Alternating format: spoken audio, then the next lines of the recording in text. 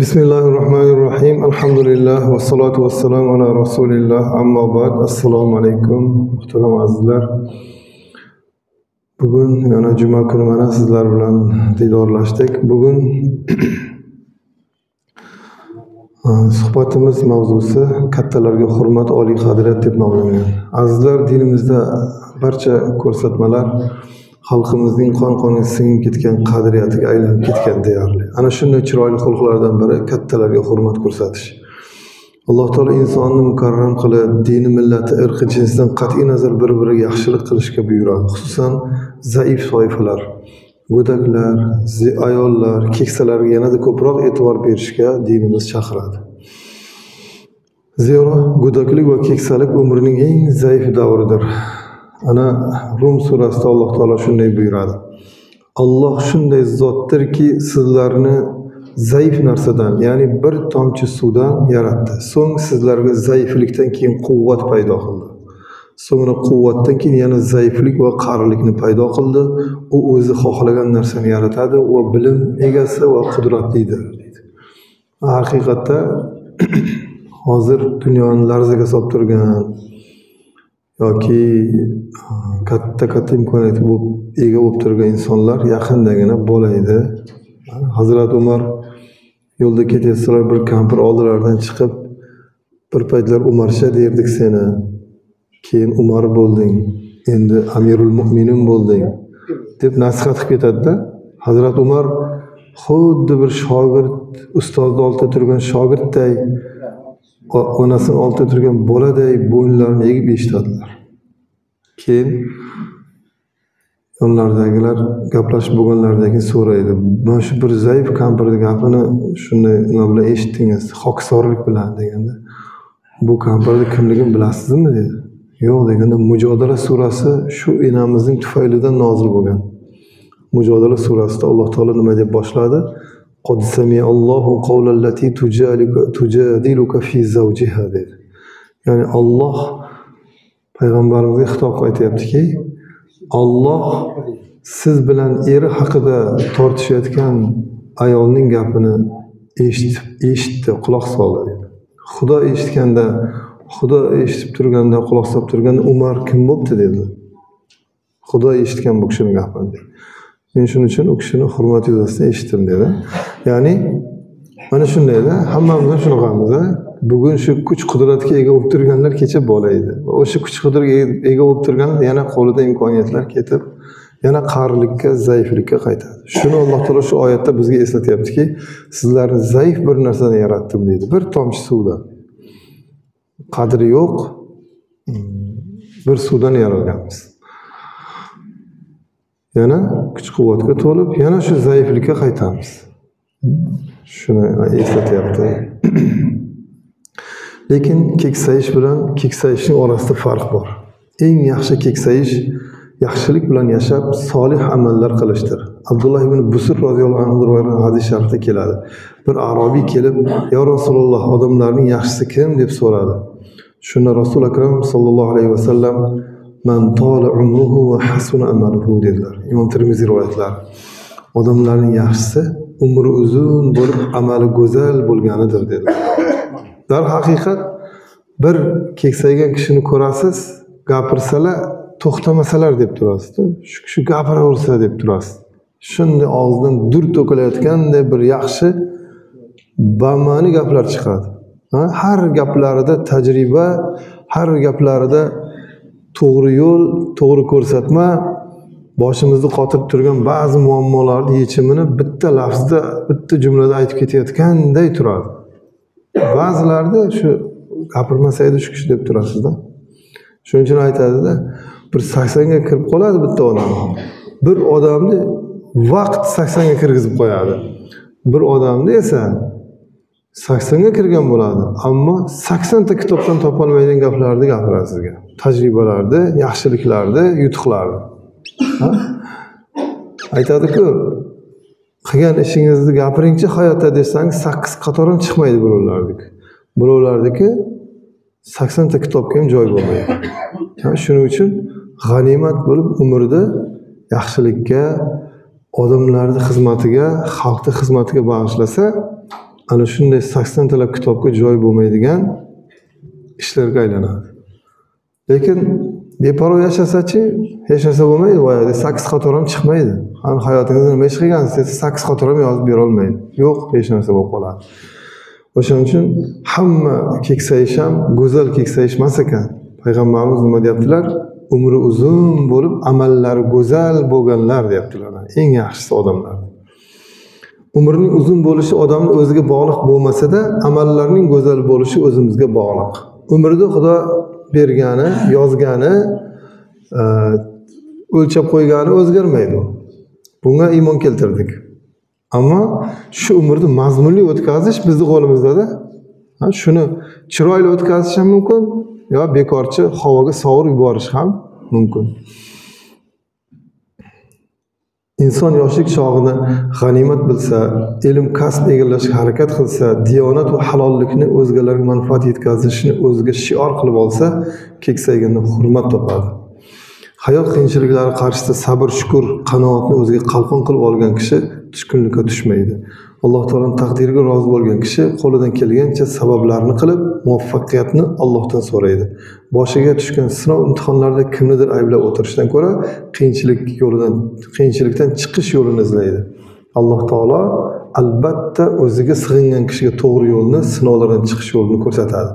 Fadoli ibn Ubayd radhiyallohu anhu rivoyat qilingan bir hadisda Janob payg'ambarimiz buyurdilar: "Man shaba shaybatan fi sabilillahi kanat nuron lahu yawmal qiyamati." Kimning soch soqoli Alloh yo'lida oqarsa, sochining har tolasi uning uchun qiyomat kuni nur bo'ladi dedilar. Ana, ya'ni siz soch soqoli oqarsa degani nima degani desa, ya'ni ibodatda yashadi, hatto soch soqol oqarish darajasiga yetib keldi. Ya'ni uzoq yillar ibodat qildi degani-da bu. Salohiyatda, to'g'ri yo'lda yashadi. Qiyomatda nur bo'ladi. Qiyomatda nur bo'lmaydi o'zi. Qiyomatda zulmat bo'ladi faqat. Quyosh bo'lmaydi hozirgi quyosh. Yo'q bo'lib ketadi quyoshlar qiyomat boshlangan payt. Ana shu zulmatli davrlarda tahorat olganlar, namozlarda doim bo'lganlar yoki mana shunday soch soqoli ibodatda oqirganlarga nur beriladi. Ya'ni ular o'zlari va atrofdagilarni yoritib turadi. Muhtaram azizlar, bugungi kunda jonajon vatanimizda insonni qadrlash siyosatning ustuvor yo'nalishiga aylanib bo'lgan. Yurtimizda keksa avlod vakillarini har tomondan qo'llab-quvvatlash, ularning salomatligini tiklash, hayotiy mazmunni boyitish bo'yicha keng ko'lamli ishlar qilinyapti. Xo'p, uch avlodlar uchrashuvlari, an'anaga aylanishi, nuroniylarimiz uchun sihatgohlar, madaniyat maskanlaridagi sharoitlar hammasi dinimiz buyurgan ezgu amallarning hayotiy ifodasi hisoblanadi. Davlat rahbarimiz tashabbusi bilan nuroniy otaxon va onaxonlarimizni ko'rsatilayotgan bunday yuksak ehtirom zamirida katta hikmat bor. Zero keksalar rozi yurtda qut baraka bo'ladi. Ularning duosi bilan el yurt balo qazolardan omonda bo'ladi. Imom Abu Ya'la rahimahulloh rivoyat qilgan hadis sharifda Janob payg'ambarimiz shunday buyuradilar: Allohga masiyat qilib azobni tezlashtirmanglar. Agar oralaringizda ibodatli yoshlar, munkillagan qariyalar, emizikli chaqaloqlar, o'tlab yurgan jonivorlar bo'lmasa edi, boshingizga balolar oqib kelardi. Ya'ni Xudoga azobni, Xudo beradigan azob tezlashtirmanglar degani, Xudoning azobi kimga keladi? Bilasizmi? Gunohlar haddan oshgan qavmga keladi. Tarixda shunday bo'lib kelgan. Alloh taolo Qur'onda ikkita omonlik bergan bizga, insonlarga. Birinchisi aytayapti: Modomiki siz bularning ichida ekansiz insonlar, sizga azob jo'natmayman dedi. İnsanlar azoblanmayman dedi. Haqiqatda payg'ambarimizda hayot paytlari bitta ham azob kelmagan. Xudoning azoblari kelmagan yer yuziga. Ikkinchisi, modomiki istig'for aytar ekanlar, azoblanmayman odamlar. Ya'ni istig'for bizga ikkita omonlik bor ekan. Birinchisi payg'ambarimizlar u zot bu barakot oxirat hayotiga o'tdilar. Ikkinchisi istig'for ekan. Payg'ambarimiz ketdilar, ammo istig'for qo'limizda turibdi. Biz istig'for aytar ekanmiz, Xudodan azob kelmaydi. Istig'for nima degani desa, pushaymon bo'lish va qaytish. Bitta gunoh ishdan pushaymon bo'lib orqaga qaytishni aytadi. Lekin ketaversa orqaga qaytmang. Istig'forni qo'yib aytmay, gunohlarga pushaymon bo'lmasa, gunoh ekanini his qilmasa, qo'rqmasa Xudodan azob keladi degani bu. Shuning uchun o'tgan qavmlarga nima kelgan bo'lsa, shunaqadan kelgan. Yo tarozida haddan oshgan, birovning haqini yeyishda, yo boshqa gunohlarga mukkasidan ketgan, yo shirku kufrga mukkasidan ketgan, yo dunyoga mukkasidan ketib boshqalarga zulmni kuchaytirgan, natijada azob kelgan. Bizda ham shunday. Kechagi o'qigan namozlarimizning mazmuni nima edi? Istig'for edi. Biz bunday o'ylab qarasak, dunyoni gunohlarga to'ldirdik-da. Mana shu yerda gunoh yo'q degan joyingiz bormi hozir? Qayga qarasangiz gunoh, sharorat, bir zulm. Biz qo'rqmay qo'ydik-da, na qonundan, na Alloh taolodan. Shunday bo'lsa azob keladi. Lekin shuni mana payg'ambarimiz nima deyaptilar? Allohning azobini tezlashtirmanglar deyaptilar. Ya'ni qancha gunohga mukkasidan kirib ketsak, istig'forlarni aytmasak, azob tezlashadi deyaptilar. Yana orqasidan aytyaptilarki, ibodatli yoshlar. Mana yoshlarni ibodatga bo'yin egishi, yoshlarni shu Xudodan qo'rqishi, yoshlarni harom ishlardan hazar qilib, ota-onasining xizmatida, ibodatda bardavom bo'lishi azobni yo'q qiladi, orqaga suradi. Ya'ni ko'taradi azobni.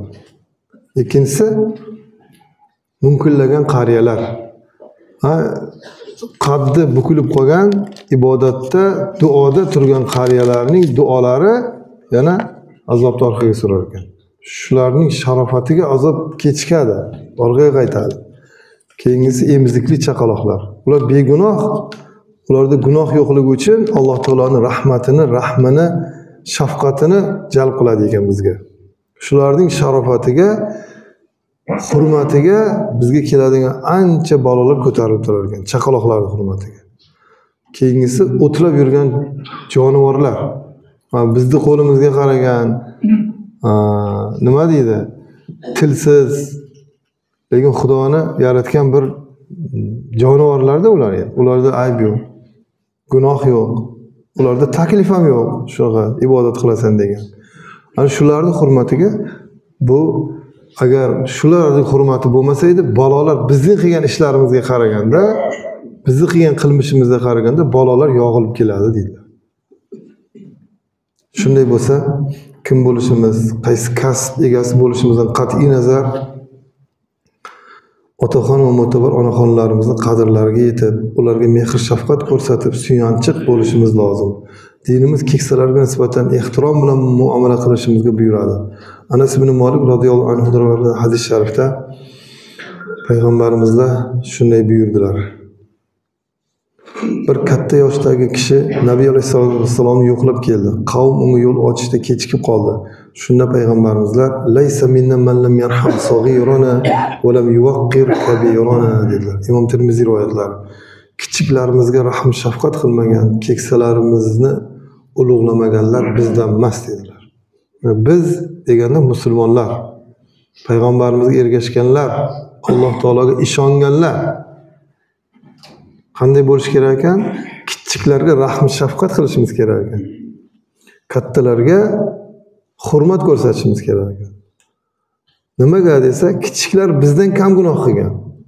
Kattalarchi desa, bizdan oldin Xudoni tanigan. Xudoni bir kun bo'lsa ham bizdan oldin tanigan. Shuni hurmatiga ularning hurmatini joyiga qo'yishimiz kerak. Kim bo'lsa, akamiz bo'lsa ham, begona bo'lsa ham, hamma musulmon o'zi aka-uka. Demak, kattani ham, kichikni ham hurmatda bo'lamiz. Kichikka shafqat nuqtai nazaridan, kattalarga esa hurmat nuqtai nazaridan izzatda bo'lamiz. Boshqa hadisda shunday qilmaganlar bizdan emas deyaptilar payg'ambarimiz. Bizda bo'lmaydi, bu musulmonlarda bo'lmaydi. Kichiklarga zulm qilish, kichiklarga o'zidan yoshi, martabasi kichiklarga bosim qilish bo'lmaydi musulmon odamda. Yoki o'zidan kattalarni behurmat qilish, o'zidan kattalarning obro'sini to'kish, ularga xafa qiladigan gaplar gapirish mumkin emas, bizdan emas deyaptilar payg'ambarimiz. Islom doirasidan chiqib qoladi. Musulmon odam qilmaydi bu ishlarni. Yana bir hadisda yoshi ulug' kishilarga hurmat ko'rsatish, qadrlash Allohning ulug'lashdan ekanligini tayinlaganlar. soch soqoli oqargan musulmonni, Qur'onni yod olib, unda haddan oshmagan yoki tark qilmagan qori kishini va adolatli hukmdorni e'zozlash Allohni ulug'lashdandir.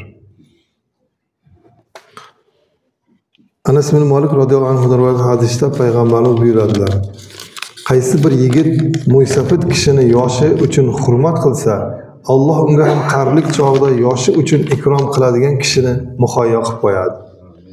Qaytar dunyo. Biz otamizga, bobomizlarga, buvimizlarga, onamizlarga nima ehtirom ko'rsatsak, bizga ham ayni o'zi qaytadi. Bu kitobda yozilgan haqiqat, hayotda millionlab marta ko'rilgan tajriba. Kimki ota-onasini xursand qilib o'tkazib yuborgan bo'lsa dunyodan, buni ham farzandlar shunday xursand qiladi.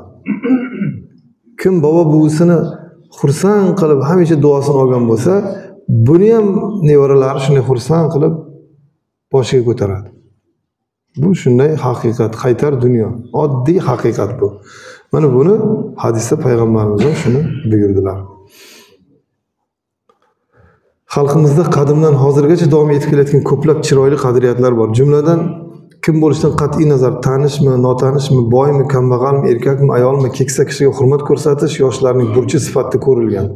Yoshi ulug'lardan avval so'z boshlanmagan, ulardan avval yurilmagan, ulardan oldin taomga qo'l uzatilmagan, ularga gap qaytarilmagan, ularga odobsizlik qilinmagan. Bir bolaga 7 mahalla ota deganlariday yoshlar mahallaning keksalaridan nasihat qabul qilganlar.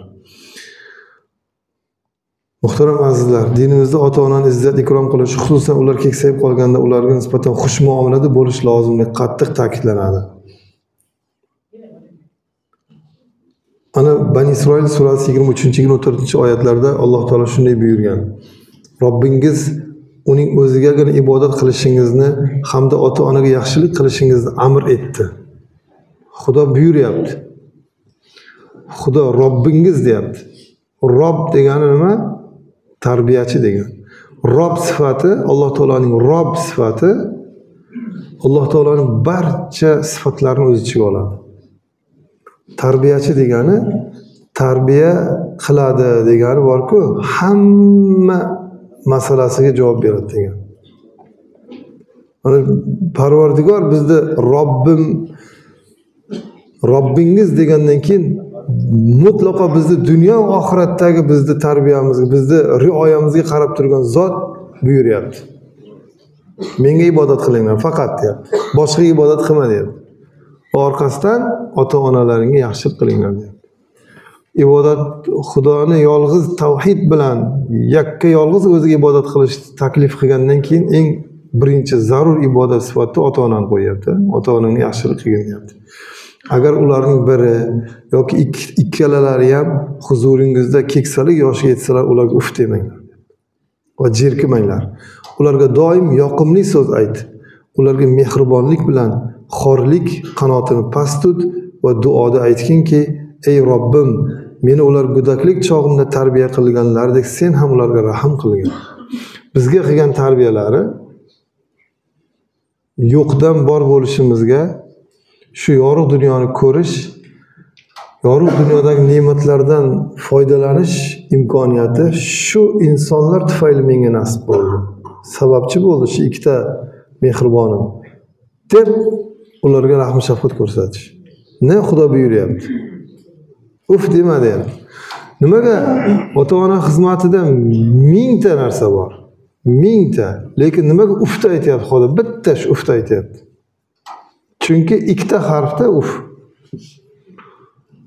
Shu darajada ham, ya'ni boshqa narsa malol kelib qolsa ham otangizni oldida onangizni uf demang. O'zi ota-onangizni xizmati malol kelgani yo'q. Lekin ularning xizmati malol kelib uf desangiz tiniq oq bo'lasiz.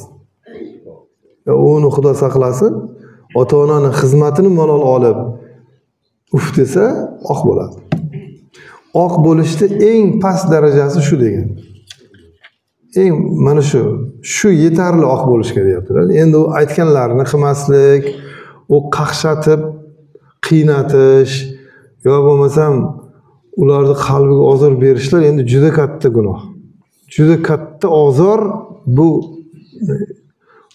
do'zaxning tubiga tushirib yuboradi farzand. Xudo saqlasin, tavba bersin shu yigitlarga ham, shu qizlarga ham.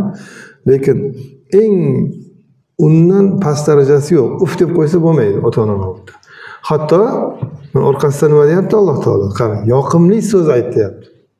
Yiqilib tushibdi, o'lib qolibdi, avariya bo'libdi, portlab ketibdi, yonib ketdi degan gap aytilmaydi ota-onaning oldida.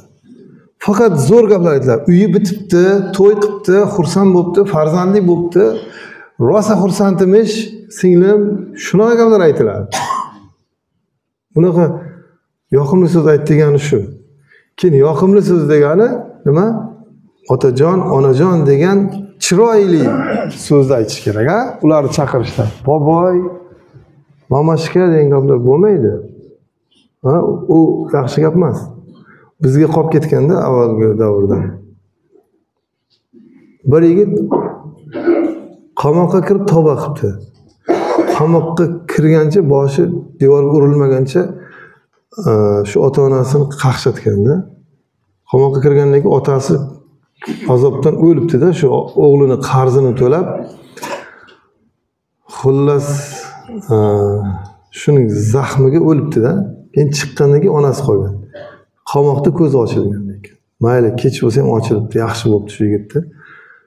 Keyin shunda o'ylabdi-da, shu hayotimda endi faqat azob berdim, endi faqat shu duolarni olishim kerak deb hamma narsani yig'ishtirib yotib oldi. Onasining oldiga. Faqat shu onasini xursand qilish uchun o'ylanar ekanda. Nima yeysiz, nima olib kelib beray, bo'ldi. Shu ko'chaga chiqib ozgina pul topar ekan, shu onasini xursand qilishni o'ylab, oldilarida o'tirar ekan, gaplashib o'tirar ekanda. Nima xizmat bo'lsa qiladi. Bo'lmasam shu o'tiraverar ekan oldilarida. Keyin onasi endi sizni men anaga olib boraman debdi. Umraga borishim kerak deb. Men sizni rosa ko'p qiynaganman. Endi duongizni olishim kerak endi deb umraga olib boraman debdi-da. Keyin koronavirus boshlanib qoldi.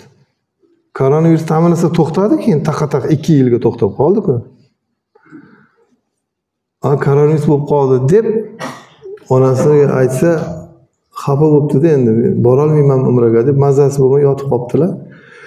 Xullas yo'l ochilibdi-yu, u kishi tamom doktor kelib aytibdi, endi xullas hushyor bo'lib turing debdi. Yetib kelibdi debdi-da. Shu 1-2 kun qoldi debdi-da. Balkim bugun bo'lmasa ertaga ketadilar debdi. Oxirgi manzilga yetib kelibdilar debdi. Keyin kirib nima dedi doktor desa, "Ayajon, siz yaxshi bo'lib ketar ekansiz. Yaxshi bo'lishingizni umraga ketamiz" deb. Ichimda zil o'tyapti-yu deydi. Ammo faqat yaxshi gapda ko'rdingizmi? Ana shu yaxshi gap aytish kerak ekan. Keyin shundoq og'riq kuchaydi deydi, uxlamay kutib o'tiribman deydi, endi uziladilar deb. Keyin "Ayajon, nimadir xohlasangiz ayting, men shuni qilay, sizni xursand qilib qolay. Shu shoshib ketyapman xursand qilishga sizni" desa, aytibdiki, qarang nima debdi. "Shu bitta armonim qoldi shu dunyoda. Shu bo'lsa edi bo'ldi" debdi-da. Bu yigitning ko'ngliga darrov umra kelibdi-da. "Men shu umraga olib bora olmadim, endi shu hozir umrani aytadilar, men endi nima bo'laman keyin" deb xijolat bo'lib turib kelganda, "Nima armoningiz? Ayting, har qanday armon bo'lsa bajaraman" debdi. Desa, "Bitta gapingizni sog'indim" debdi-da. "Nima gap? Nima gapim?" desa, "Har kuni uyga kelganda, ayajon sizni sog'inib ketdim" deb kirar ekanda. "Shuni aytmay qo'ydingiz" debdi-da anchadan beri. Keyin ayajon, "Men hamisha sog'inaman. Esimdan chiqib ketib qolibdi aytishga, lekin men doim sizni sog'inganman" deb. Qarang, shu hech narsa so'ramagan. Bir shirin gapni odam so'p qolar ekanda. O dunyongiz ham kerak emas, olib bergan kiyim-kechangiz ham kerak emas ekan. O'sha yaxshi gapni kutib, yaxshi gapni xohlab qoladi ekan. Ana shuncha Alloh taolo bu yerda nima deyapti? Ularga deyapti, hamisha yoqimli so'z aytayapti. Yoqimli so'z ulamolarimiz lekin ota-onani nomi bilan chaqirmaslik, balkim otajon, onajon deb shirin so'zlar bilan go'daklardek avaylab muomala qilish, ularni ranjitadigan gaplarni gapirmaslik, ular oldida o'zini o'ta kamtar tutish kabilarni tushunish kerak deb aytishgan. Bir kishi Janob payg'ambarning huzurlariga keldi. "Sizni huzuringizda hijrat uchun bay'at bergani keldim. ota-onam ortimda yig'lab qolishdi dedilar. Shuni payg'ambarimizlar ularning oldiga qaytdi. Ularni qanday yig'latgan bo'lsang, shunday xursand qilib kel dedilar.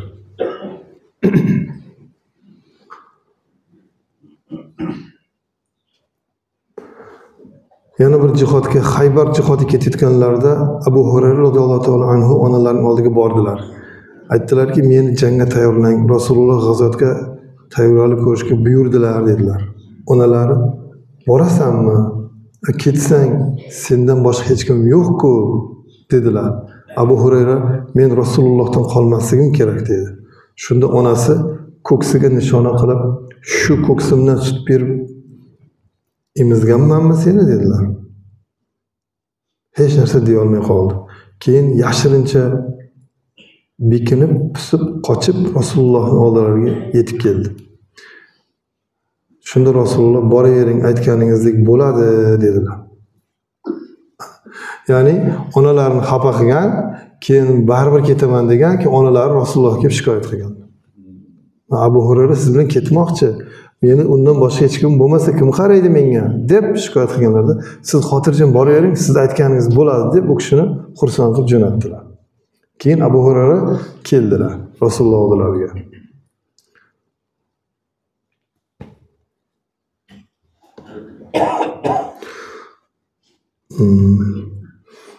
Payg'ambarimizlar u kishidan yuzlarini burdilar.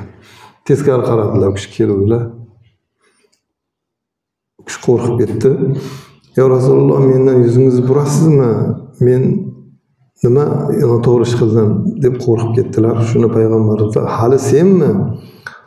Onang ko'ksini chiqazib, ko'kragidan sut berib boqqanini pesh qilishga majbur qilgan odam senmi dedilar. Ota-onasi yoki ulardan biri huzurida turgan qaysi biringiz o'zini fi sabililloh emas deb biladi. Agar ota-onasiga yaxshilik qilsa, ularning haqqini ado etsa, u fi sabilillohdir dedilar. Shundan keyin onam vafot etgunlaricha 2 yil g'azotga chiqmadi. Ya'ni onani xizmatini tashlab ketmadi. Payg'ambarimizlar xafa bo'ldilar onasini xafa qilganiga. Hali shu darajagacha olib bordingmi onangni dedilar. Bergan oq sutini pesh qiladigan darajagacha xafa qildingmi demoqchilarda. Ana.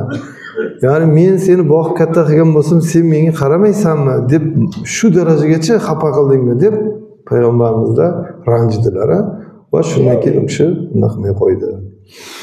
Demak, farzand hamisha ota-onasining so'ziga quloq solishi, ularga itoat qilishi lozim. Mabodo ota-ona gunoh ish qilishga buyursa, qo'pollik qilmay, shirin so'zlik bilan, muloyimlik bilan tushuntiradi. Ulamolardan so'rashdi, farzandlaringizni nima bilan tarbiya qildingiz deyishganda, men ularni o'z holiga tashlab qo'ymadim, balki men o'zimni isloh qildim, shunda ular ham isloh bo'lishdi dedilar. Lekin biz yashayotgan davrda ham unutmaylik, biz qiyomatga yaqinlashgan davrda yashayapmiz. Qiyomatga yaqin hamma narsa teskari bo'lib ketadi deyilgan.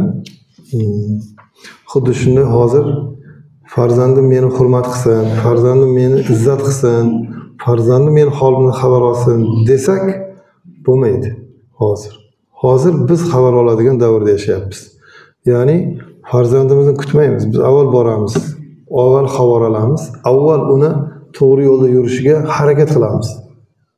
Hozir teskari, avval bolalar ota-onasiga xizmat qilgan. Hozir biz xizmatini qilib bo'lsa ham, boshida turib bo'lsa ham, uni to'g'ri yo'lda yurishiga harakat qilishimiz kerak. Tarbiyasiga egalik qilishimiz kerak. Bo'lmasa, hozir chalg'itadigan, yo'ldan chiqadigan narsa ko'payib ketdi. Shuning uchun bolalardan kelayotgan nimaga xafa bo'lmaymiz endi hozir. Shuning uchun ba'zi rivoyatlarda keladi, kim yaxshi desa, aziyat ko'rsada farzandini qarg'amagan odam yaxshi degan. Chunki biz ularni aziyatiga chidasak, bizga ajr yoziladi. Chunki shularni to'g'ri yo'lga sovarsak, shular hayotda yo'lini topib ketsa, bizga duogo'y bo'ladi-da. Shuning uchun hozir yo'q, u menga izzat ko'rsatsin, u meni hurmatimni qilsin, u meni xizmatimni qilsin desak, yutqizib qo'yamiz. Hozir teskarisi bo'lib turibdi. Buni qabul qilib, shunga moslashishimiz kerak. Ya'ni biz bolalarimizni hamma holidan xabardor bo'lishimiz kerak. Hozir chunki endi ixcham o'tiraylik vaqt bo'lib qoldida, ko'plar tikka turib qolyapti. Ixcham o'tirib bo'sh joylarni to'ldiraylik, orqada tikka turganlar ham o'tiradi keyin. Ixcham o'tiraylik, namozda o'tirganda o'tirib olaylik. O'shaning uchun payg'ambarimizlar Imom Termiziy rahimahulloh rivoyat qilgan hadis sharifda buyurganlar. Kishi bolasiga go'zal odobdan boshqa afzal narsa bera olmaydi deganlar. Endi hozirgi kunda odob shunday nima deydi, ota-onaning izzatini qiladigan, hurmatini qiladigan farzand tarbiyalash oson bo'lmayapti. Mana shu mehnatga, shu qiyin ishga endi hozir rozi bo'lishimiz kerak. Shunday bo'lganda ham ushlab qola olsak katta. Chunki hozir chalg'ituvchi, yo'ldan chiqaruvchi narsa ko'payib ketgan. Alloh taolo ulug' yoshdagi ota-onalarimizni o'zi hifz himoyasida saqlasin, xalq tinchligi, farovonligini so'rab qilayotgan duolarini ijobat qilsin, farzandlarimizga insof, tavfiq bersin, ota-onalarni e'zozlaydigan, ularga hurmat, e'tibor ko'rsatadigan salohiyatli insonlar bo'lishlarini nasib aylasin. Amin. Allohu akbar.